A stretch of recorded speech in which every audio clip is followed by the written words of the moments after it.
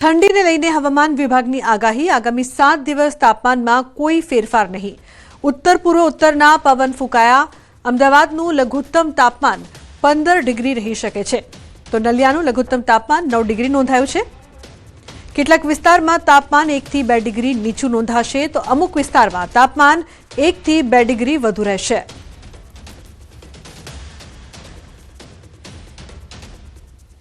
अगले 7 दिन के लिए 8 जनवरी से लेकर 14 जनवरी मौसम आमतौर पर शुष्क रहने का पूर्वानुमान है और जो लघुत्तम तापमान है इसमें अगले 7 दिन कोई बड़ा बदलाव नहीं रहेगा और अहमदाबाद के लिए जो आज का पूर्वानुमान है क्लियर स्काई रहेगा और जो लघुत्तम तापमान है 15 डिग्री सेंटीग्रेड के आसपास रहने का पूर्वानुमान है अगले आज और कल के लिए दिया गया है.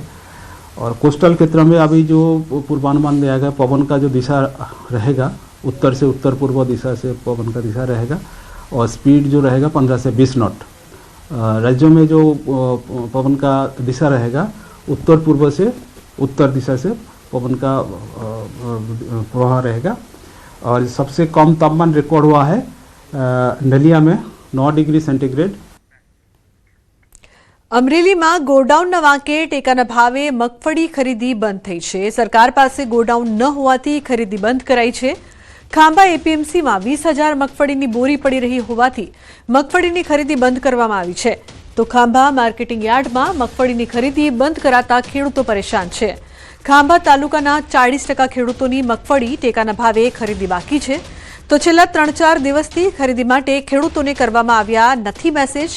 વહેલી તકે ખરીદી શરૂ કરવા ખેડૂતોની માંગ છે.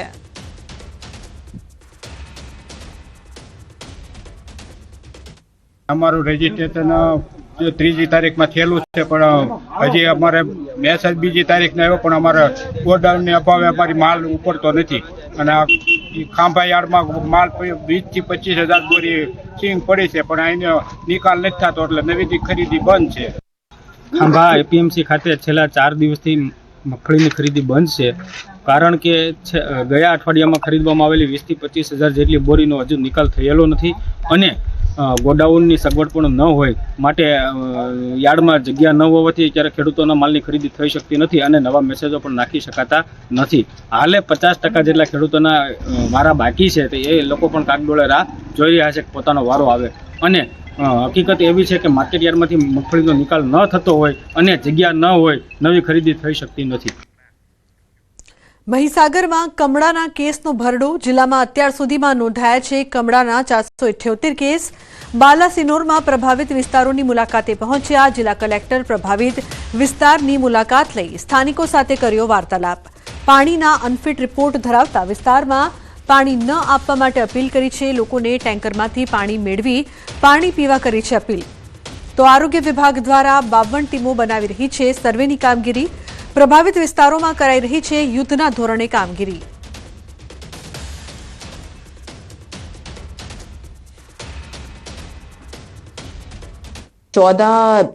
મેજર એરિયા જ્યાં કેસીસ વધારે છે કે પાણી ગંદુ આવે છે, બોર વગેરેમાં અનફિટ આવ્યા છે, આના પણ અમારી જો કમિટી બનાવી છે ઉપરથી અર્બન ડિપાર્ટમેન્ટથી, આમાં પણ કાલે અમારા બધા 14 કામ મંજૂર પણ કરવામાં આવ્યા છે અને અહીંયા પણ અને પ્રાયોરિટી પણ નક્કી થઈ ગઈ છે કે આ કેસીસ અને પાણી જો અનફિટ આવે છે આના યુનિયન તરીકે જો અમારા પ્રાયોરિટી વાળા એરિયા હશે ત્યાં વધારે પહેલા કામ કરવામાં આવશે. નેક્સ્ટ 1.5 થી 2 માસની પ્લાનિંગ થઈ ગઈ છે અને આ કરવામાં આવશે. રાજકોટના વિછિયાના ઓરી ગામમાં ફાયરિંગ. ઓરી ગામ ખાતે જાહેરમાં ફાયરિંગની ઘટના બની છે. 4 થી વધુ રાઉન્ડ ફાયરિંગ કર્યાની ઘટના. પવનચક્કીના ધંધા બાબતે ખાર રાખી જીવલેણ હુમલો કરવામાં આવ્યો હોવાની ઘટના. વિછિયા પોલીસ સ્ટેશન ખાતે જુદી જુદી 2 પોલીસ ફરિયાદ નોંધાઈ છે. 9 જેટલા વ્યક્તિઓ વિરુદ્ધ નોંધાઈ છે પોલીસ ફરિયાદ. રાયોટિંગ, આર્મ્સ એક્ટ, હત્યાના પ્રયાસ સહિતની કલમ હેઠળ નોંધાઈ છે પોલીસ ફરિયાદ. તો રાજકોટ ગ્રામ્ય પોલીસ દ્વારા 5 જેટલા આરોપીઓને ઝડપી પાડવામાં આવ્યા છે. ગત 6 જાન્યુઆરી 2026ના રોજ સાંજના 7:30 વાગ્યાની આસપાસ બન્યો છે બનાવ.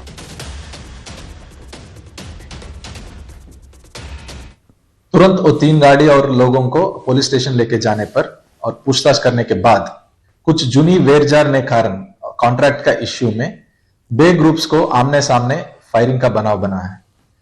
ऐसी हकीकत मिलने पर हमने तुरंत 9 लोगों के खिलाफ अनलॉफुल असेंबली, राइटिंग और आर्म्स एक्ट का गुना दाखिल किया है और 4 लोगों के खिलाफ अटेम्प्ट टू मर्डर અને આર્મ્સ એક્ટ का गुना दाखिल किया है। અમદાવાદમાં ટ્રાફિક પોલીસ કર્મીની હત્યાનો પ્રયાસ. ટ્રાફિક પોલીસ કર્મી પર કાર ચડાવીને હત્યાનો પ્રયાસ કરવામાં આવ્યો.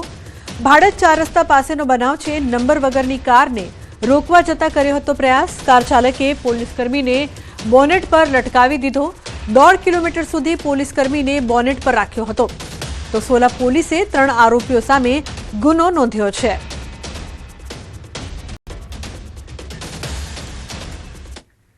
દ્વારકામાં પતંગની દોરીથી બાળકનું ગળું કપાયું છે. સલાયામાં બાળકને ચાઇનીઝ દોરી વાગી બાળકને ગળાના ભાગે પહોંચી ઇજાગ્રસ્તને ખાનગી હોસ્પિટલમાં ખસેડાયો છે. તો પતંગની દોરીથી બાળકનું ગળું કપાયું છે.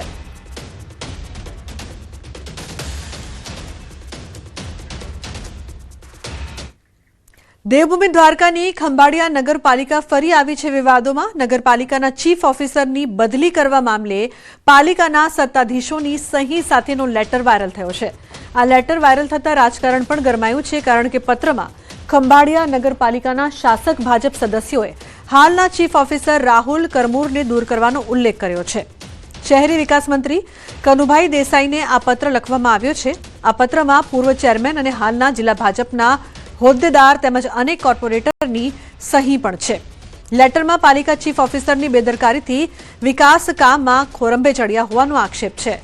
વાયરલ લેટર મામલે પાલિકા ચીફ ઓફિસર રાહુલ કરમૂરે કરી છે સ્પષ્ટતા. વાયરલ લેટર કોના દ્વારા લખવામાં આવ્યો છે તેમજ લેટરમાં જે સહીઓ કરેલી છે તે પણ બાબતની તપાસ કરવામાં આવશે.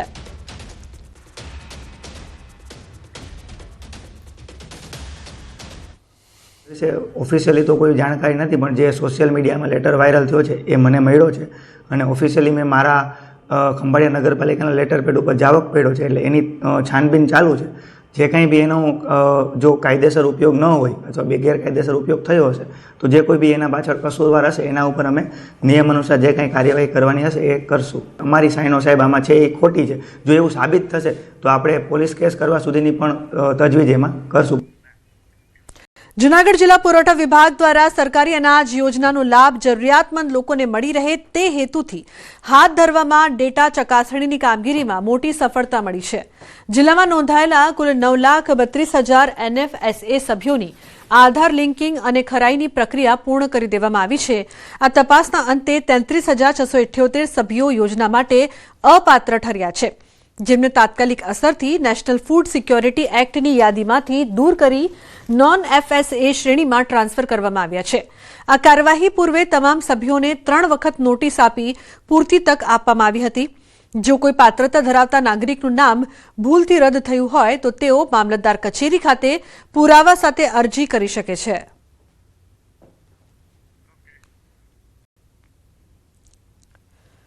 એવા સસ્પેક્ટેડ ડેટામાં 1,37,000ની તમામની જે છે એ ખરાઈ કરવામાં આવી છે અને ખરાઈના અંતે આપણે જોઈએ તો 33,678 લોકો એવા આપણે મળી આવેલા છે જે હવે પાત્રતા ધરાવતા નથી NFSAમાં રહેવા માટે, અને એ તમામને આપણે NFSAમાંથી દૂર કરી અને નોન NFSA એમાં કન્વર્ટ કરેલા છે. ભવિષ્યમાં માનો કે કોઈને આવામાં આવું બની શકે કે કદાચ ખોટી રીતે નામ નીકળી ગયું હોય તો જો એ NFSA યોજના હેઠળ પાત્રતા ધરાવતા હોય તો એ ફરીથી મામલતદાર ઓફિસમાં અરજી કરી શકે છે. ઔદ્યોગિક નગરી વાપીમાં દર વર્ષે ચોમાસામાં ભારે વરસાદથી રસ્તાઓ ધોવાઈ જાય છે, જેથી લોકોને પરેશાનીનો સામનો કરવો પડે છે. જો કે હવે આ સમસ્યાથી છુટકારો મેળવવા માટે તંત્ર દ્વારા વાપીમાં પ્રાયોગિક ધોરણે માસ્ટિક અસ્ફાલ્ટ ટેકનોલોજીથી મજબૂત અને ટકાઉ રસ્તા બનાવવાના પ્રયોગની શરૂઆત કરવામાં આવી છે અને લોકો પણ તેને આવકારી રહ્યા છે.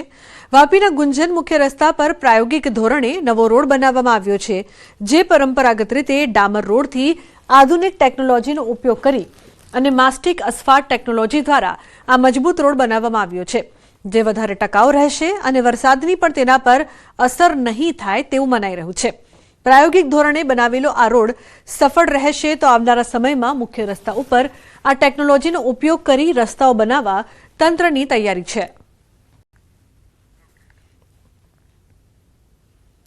ખૂબ જ હેવી ટ્રાફિક હોય છે, મોટા ભારે વાહનો જતા હોય છે અને 4 રસ્તા હોય એટલે ત્યાં ટર્નિંગ હોય છે. ટર્નિંગના લીધે તથા વરસાદ ખૂબ જ પડે છે આપણે વાપીમાં 100 થી 125 150 ઇંચ જેટલો વરસાદ પડતો હોય છે આપણા એન્યુઅલી.